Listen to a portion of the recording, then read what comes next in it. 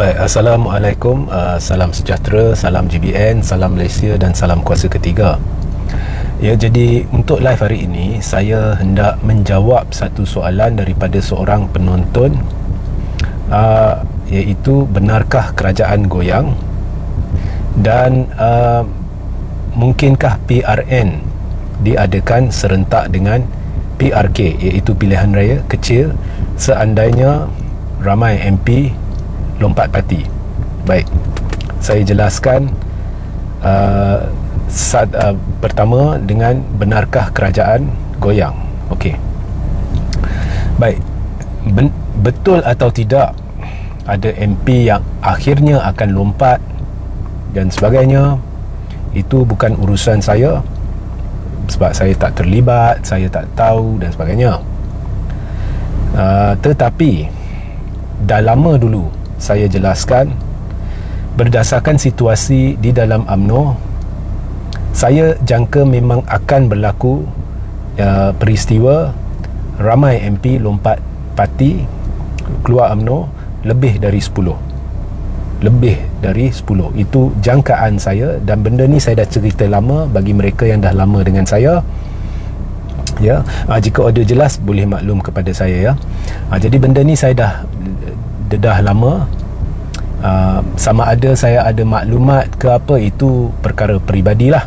Tetapi yang saya secara peribadi pasti memang akan ada MP yang lompat, kerana UMNO prestasi dia secara konsisten dari 2008 menjunam dan kini berada pada tahap yang paling buruk dalam sejarah.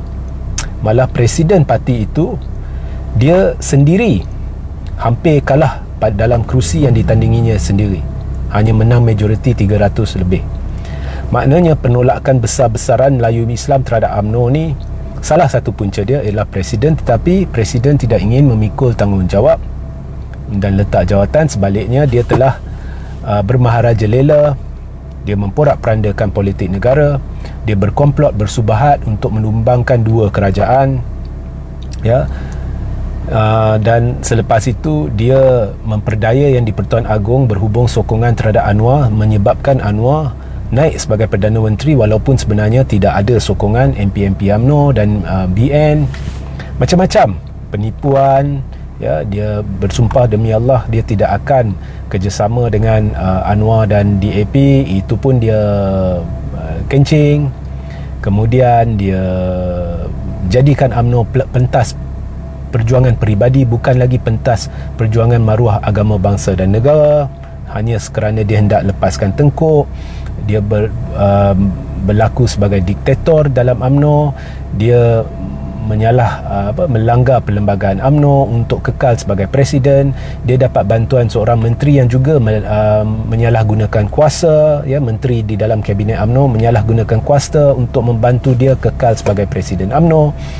Jadi semua ni menyebabkan orang-orang MP-MP ni dah tahu bahawa mereka tidak ada suara, mereka tidak ada fungsi, mereka tidak boleh berkesan dalam perjuangan mereka jika kekal bersama UMNO. Malah jika mereka terus bersama UMNO, mereka akan dipinggirkan pengundi pada PRU 16. Jadi memang akan ada lompat parti berdasarkan jangkaan saya secara peribadi. Ada maklumat ke apa, itu tolak tepi. Baik. Kemudian ada ura-ura bahawa ada MP-MP dari blok kerajaan yang bukannya UMNO, maknanya PKR ke entah apa, saya tak nak cerita, yang juga akan lompat parti. Okeylah, sama ada MP dari PKR ke akan lompat ke apa, itu saya tak mahu cerita. Tetapi pendek kata, jika heavyweight UMNO ni keluar parti, mereka perlu kosongkan kerusi Dewan Rakyat kerana ada akta anti lompat parti. Dan heavyweight UMNO ni GPS akan ikut serta. GPS nafi ke apa, dia akan ikut serta, sebab GPS tidak akan mahu duduk bersama Zahid kembali. Lebih-lebih lagi jika GPS nampak ada peluang untuk menubuhkan satu kerajaan yang lebih stabil, yang tidak akan tumbang selepas itu, ya. Ini kisah sama ada GPS ni, keputusan dia akan lihat, kalau dia beralih dengan heavyweight yang keluar parti ni, kerajaan yang bakal terbentuk kalau boleh jauh lebih stabil daripada yang ada sekarang, mesti mereka akan pergi. Okey. So adakah kerajaan Anwar goyang? Saya nampak begitulah. Saya nampak begitu. Okey. Dan perkara saya nak beritahu, dan saya pernah jelaskan dulu, cerita dongeng yang disebarkan oleh laskar-laskar cyber, malah pemimpin-pemimpin tertentu dari PH, kononnya tidak mustahil boleh tumbang jika MP lompat parti, sebab sekarang ada akta anti lompat parti. Oleh itu dia keputusannya adalah en bloc, ya, merujuk kepada parti. Itu semua cerita dongeng dan bohong. Okey. Dalam perlembagaan tidak sebut, ya, sokongan terhadap PN merujuk kepada parti. Babak tu dia buta parti. Dia hanya merujuk kepada ahli parlimen.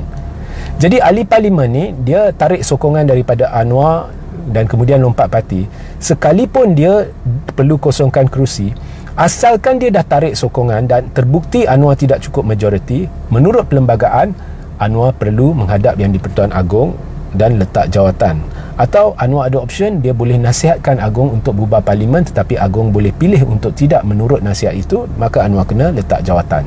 Babak ada ke PRK selepas itu, selepas MP-MP yang lompat parti itu dia kosongkan kerusi, ada ke pilihan raya kecil ke apa, itu cerita kemudian. Itu tak ada kena-mengena dengan Anwar. Asalkan ada bukti hilang majoriti, Anwar wajib letak jawatan atau nasihatkan Agong untuk bubar parlimen.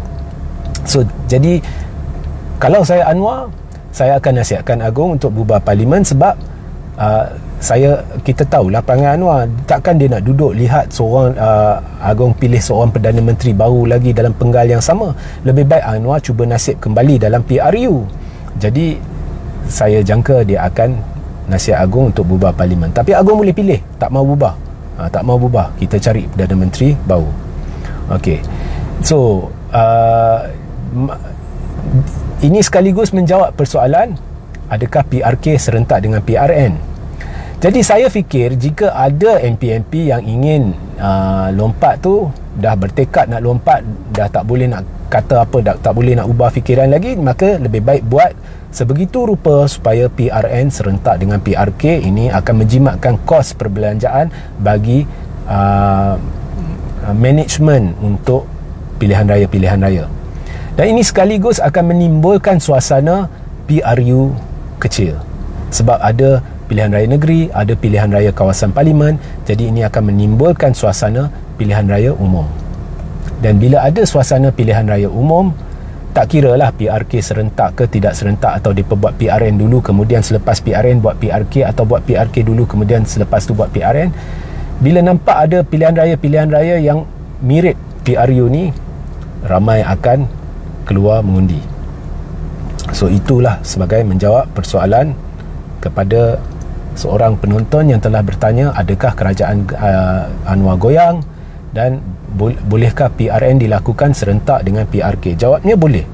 Sekiranya MP-MP ni lompat parti, saya pernah sarankan dulu, ya, jika nak lompat parti ke apa, nak kosongkan kerusi, buat sebegitu rupa supaya PRK yang bakal tercetus tu serentak dengan PRN.